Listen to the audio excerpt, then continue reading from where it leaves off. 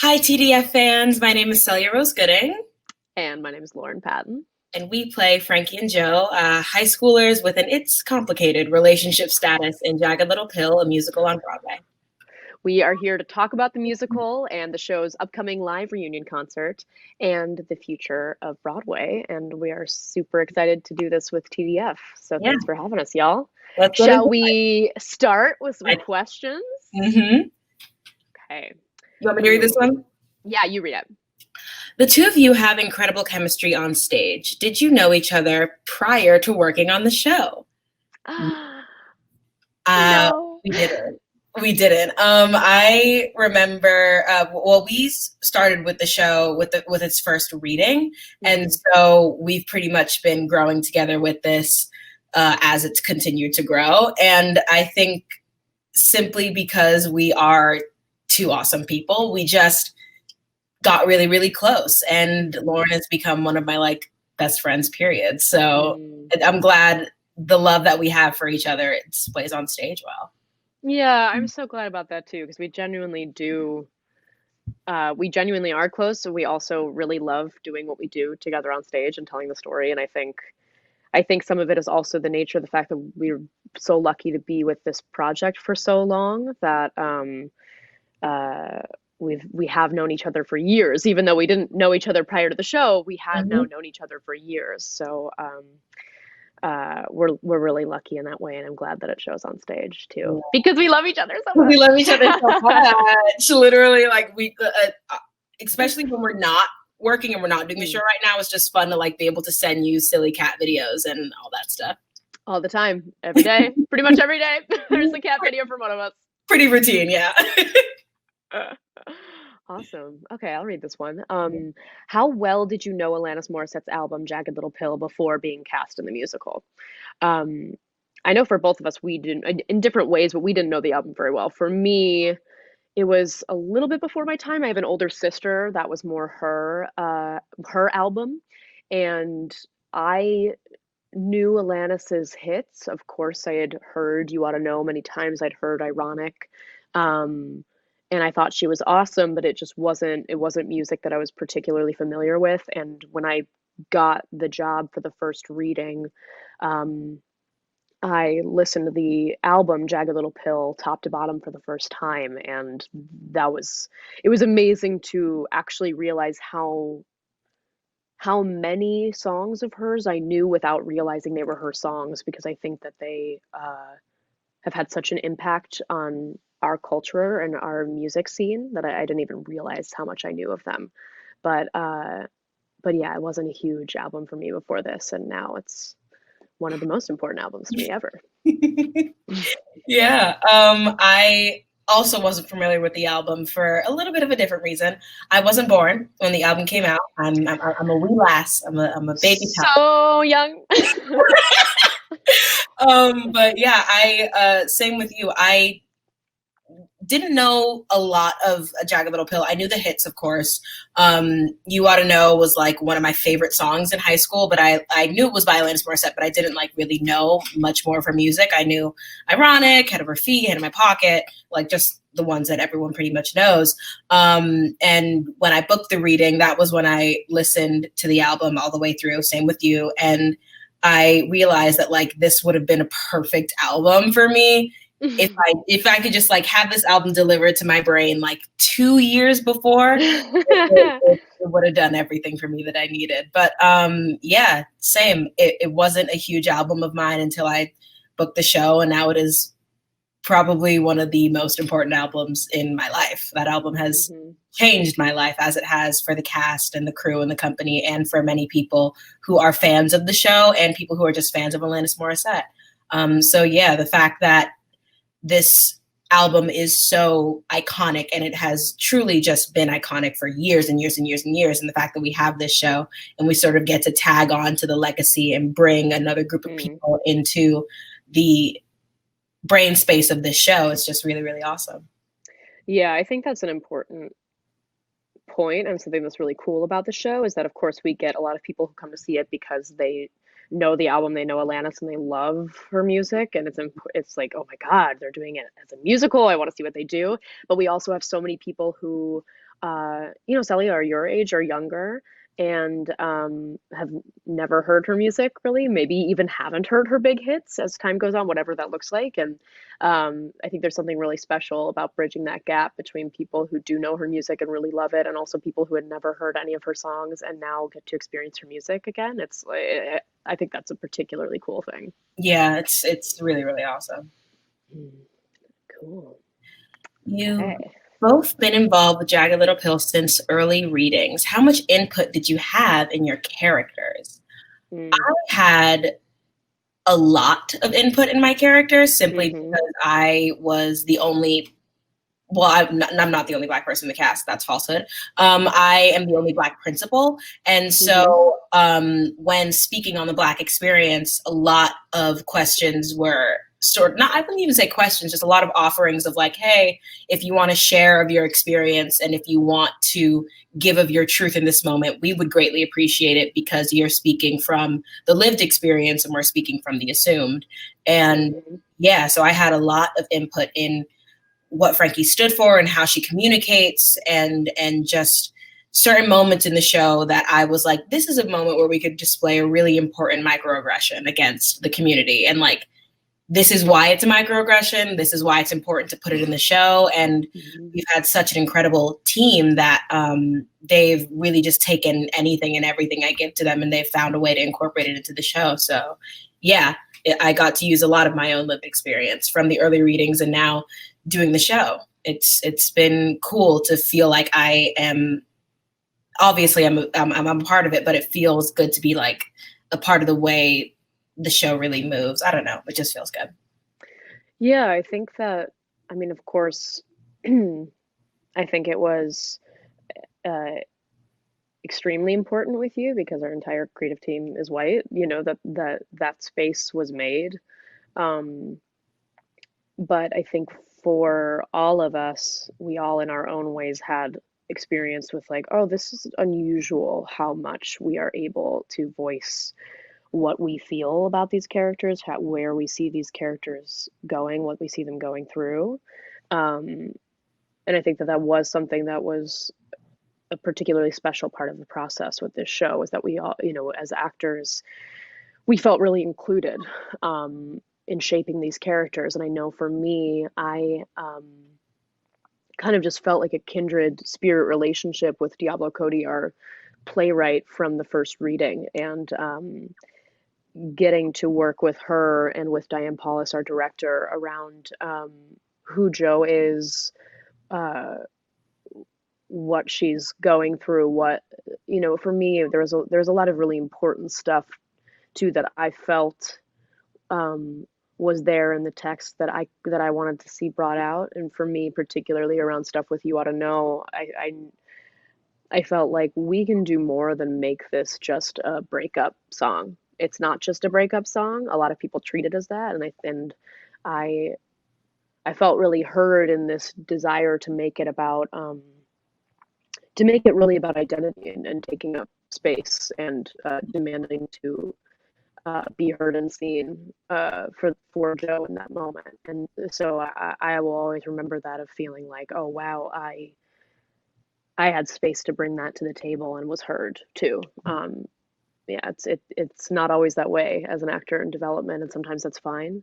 And with this, it turned into something very special because we were so involved.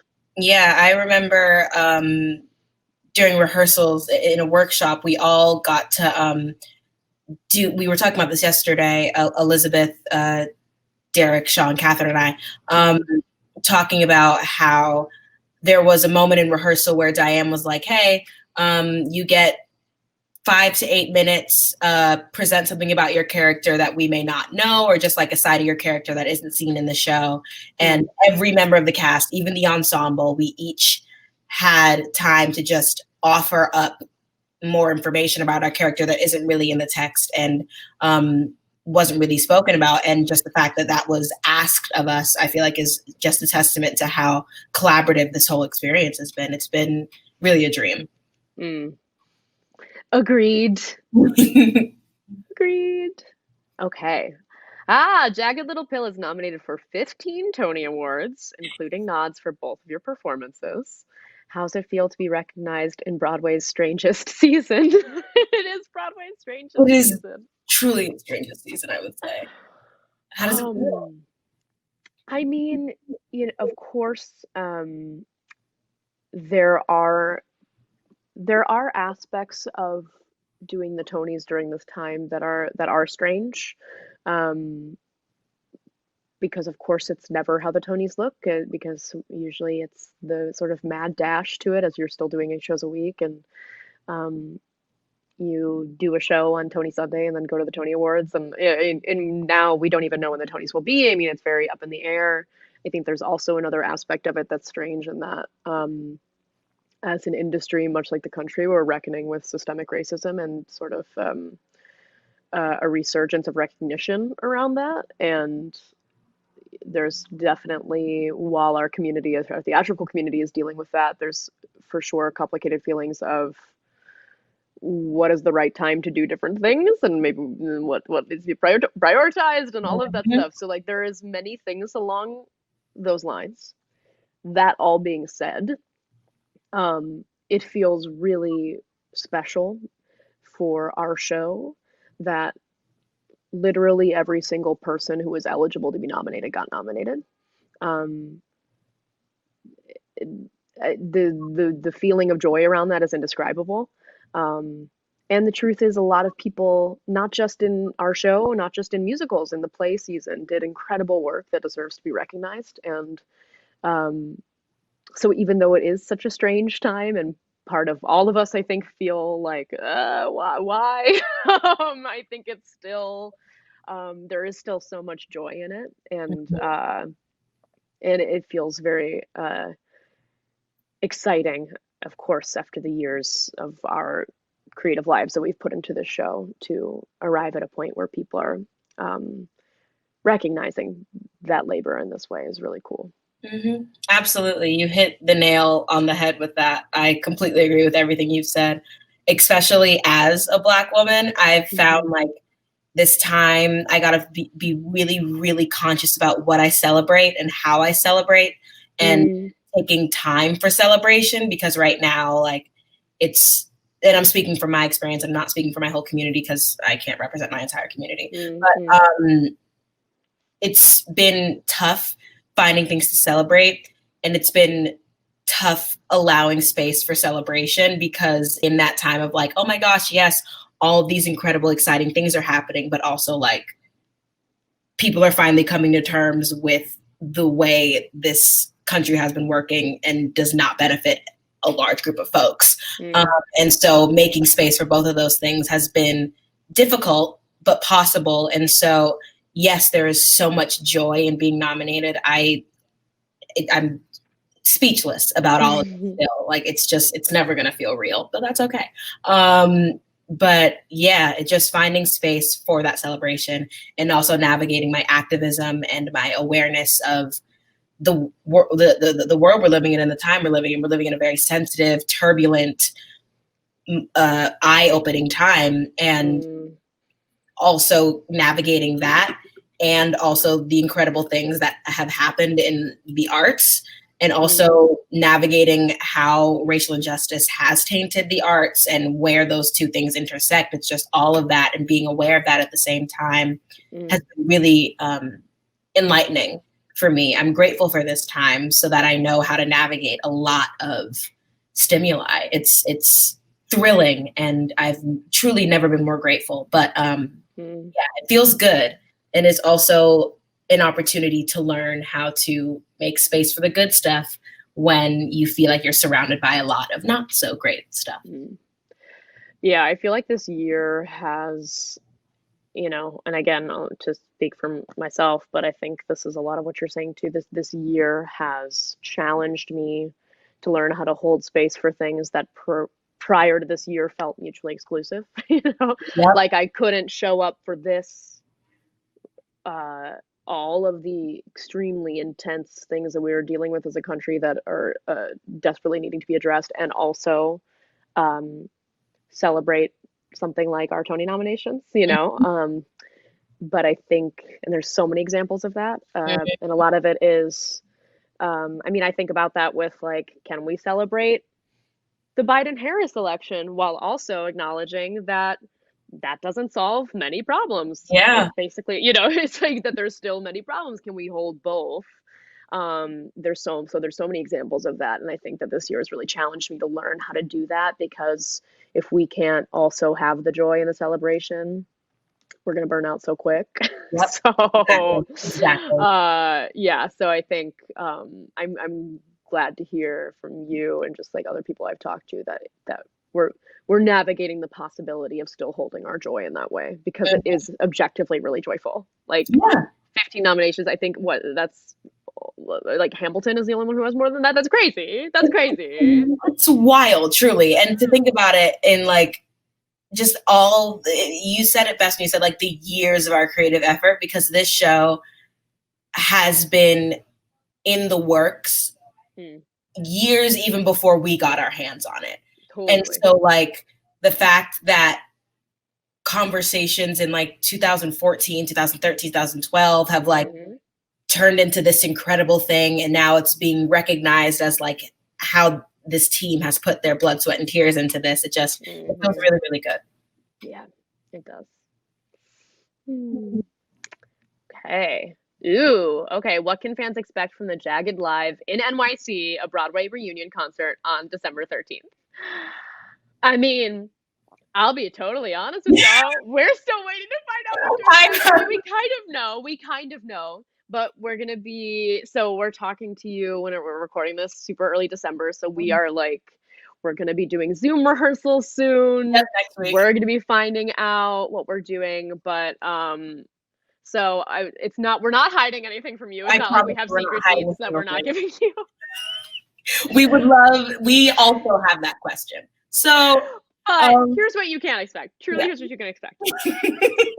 We're gonna have our entire principal cast, Hmm. many ensemble members, our band. I mean, it's gonna be, and we're gonna be singing from our show, which is so joyful because really, um, during this time, we've done a lot of like pre-recorded things to be edited together and then put on Zoom that we've seen later. We got to perform for the Thanksgiving Day parade, which was amazing, but to actually really be in a room together singing live as a whole, singing this music, this score that means so much to us. We have barely gotten to do that since March, like Yeah. truly the one time for the Thanksgiving Day parade. So, um, I think you can expect us to be truly giddy with joy Oh from gosh. getting to sing from our show and be together.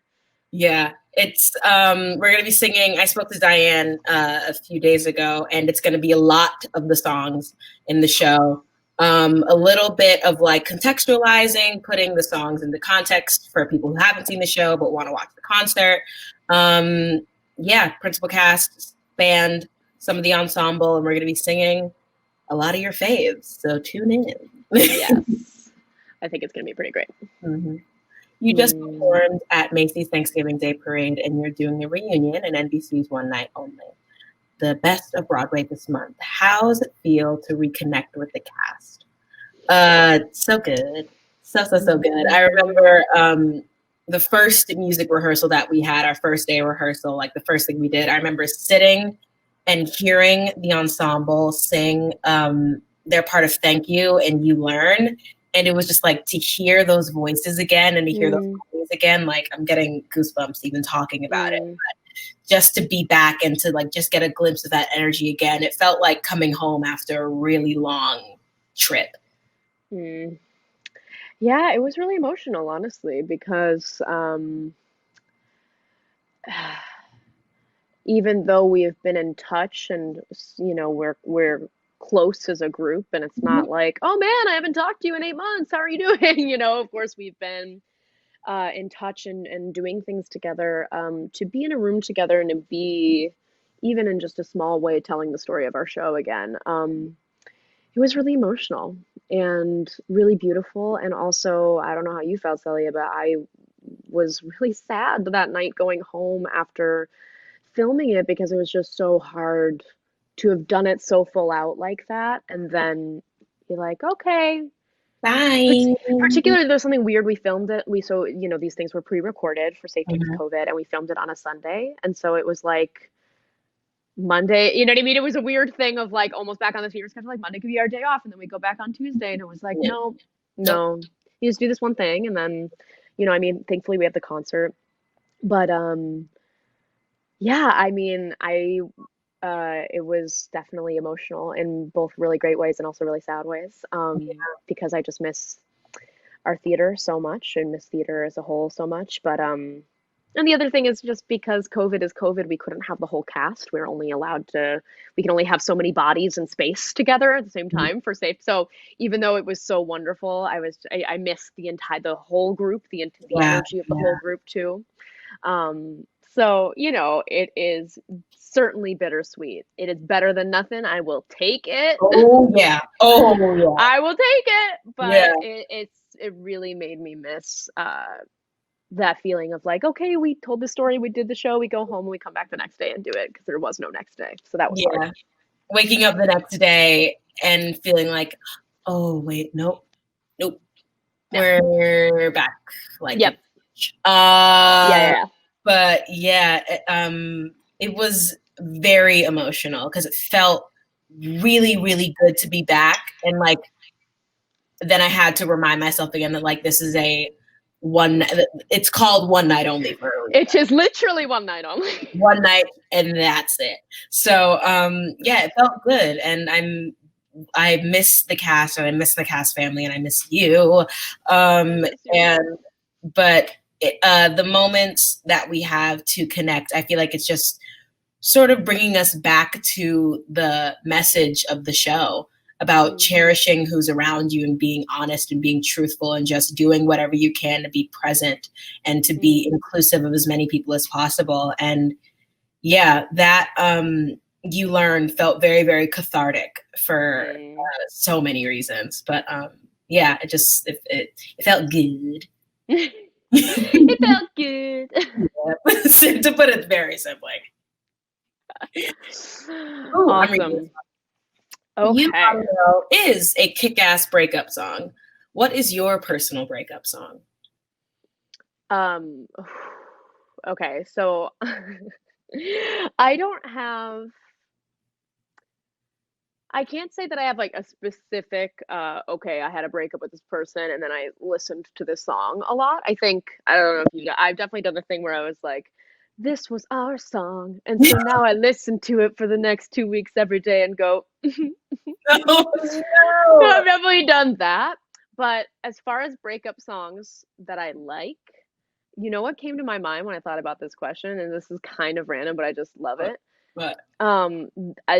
Might be revealing our age difference because I don't know if you're gonna know this song. Do you know the song "Leave (parentheses Get Out) by JoJo? Yes. Okay, thank God, because that song is such a bop of a breakup song. Leave, get out, but right now it's the end of you and me. It's too late, and I can't wait for you to be gone. I know it's so good. It's just like I truly love that song. No, it's the jam. I think, oh God, see, I'm going to reveal something. In order to have a breakup song, you would have to be broken up with. That has yet to happen to me. So I've definitely had some entanglement fallouts and an entanglement fallout song. So my entanglement that is my new favorite. My entanglement all that is revealing of that doesn't actually reveal anything about you because you're baller. It actually just reveals like this current time that we live in. It's like the hurdles that you have to get into to even be able to be like this would be a breakup. It's a lot of entanglements. We just have a lot of entanglements and we have some fallouts from those entanglements. And the fallout entanglement song has been How Do You Sleep by Sam Smith. It is the acoustic and the original both have their place in my heart. Yeah, How Do You Sleep by Sam Smith gets me through the times where I'm like, how do you sleep when you lie to me? All that stress and all that danger. I'm hoping that my love will keep you warm tonight, because I'm not. But I'll just the entanglement fallout jam. Yes, indeed. Oh my God, the entanglement fallout. I'm losing my mind. That's my favorite. Because okay, great. Exactly. Your best Alanis Morissette story. Go. Okay, can I tell a story that's actually about you? But I feel like this is my story because it's my favorite thing in the world. It's about my story, but yeah. I mean, because the story is me observing this as one of my favorite Alanis. And my version of the story is me living it. Correct. When we were doing our out of town tryout in Cambridge, Celia sprained her ankle. Yeah. It was not fun. No. And was out of the show for a bit, and then came back. And when she came back was when Alanis was visiting for previews, and then through the opening of the show. And I have photographic evidence. Oh yeah, of Alanis Morissette in the basement of the ART Theater in Cambridge with Celia, teaching Celia physical therapy exercises to help her with her ankle. Because Alanis knows everything. Alanis is perhaps the most universally knowledgeable person of everything that has to do with like body, mind, soul connection, somatic experience connection. And found out that Celia sprained her ankle and went, oh, let me teach you some things about how to strengthen that will help you with recovery. So it's just Celia in like a squat of some kind, and Alanis with one hand on her back and one sort of like helping her engage her core. And I was just like, what?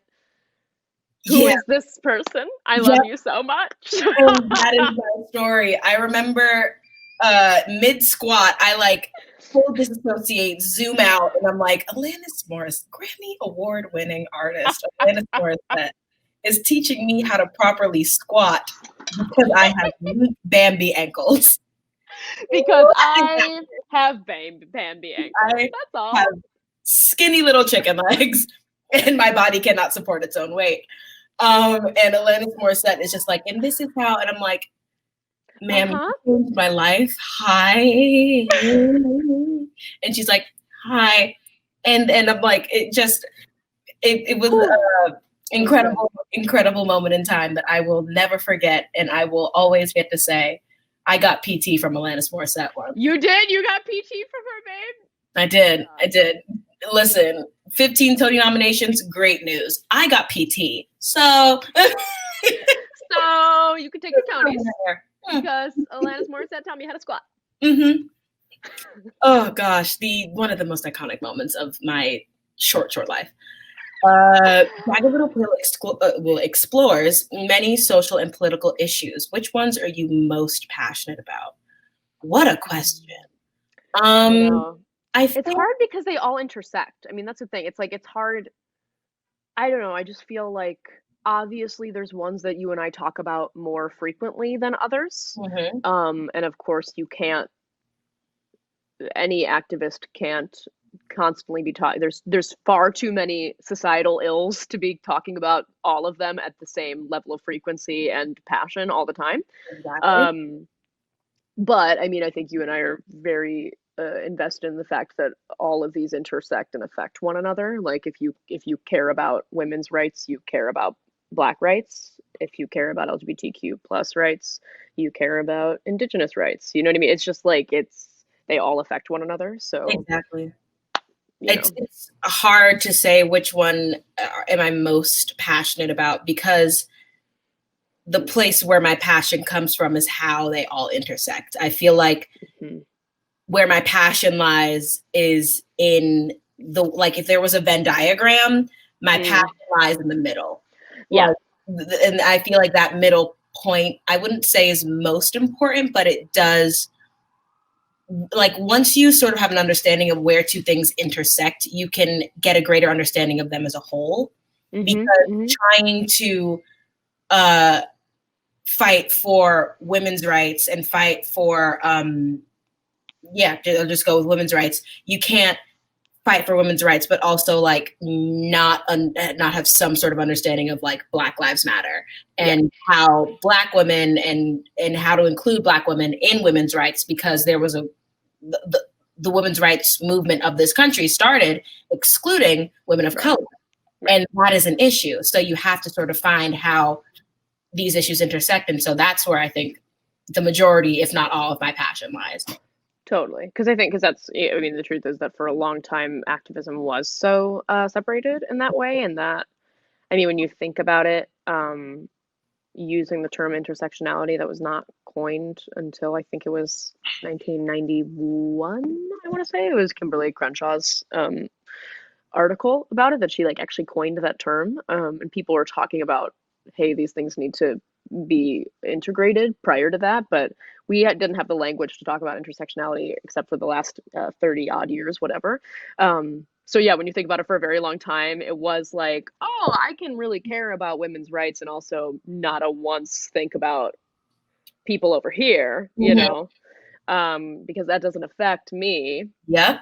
And now we are, uh, thankfully, in a very different time in which people are recognizing, um, fighting for, the rights of one group of folk, like that uplifts all groups. And so if we're not actually working to uplift all groups, we're hindering all groups. Like it doesn't work. It just Exactly. doesn't work unless we're thinking about it,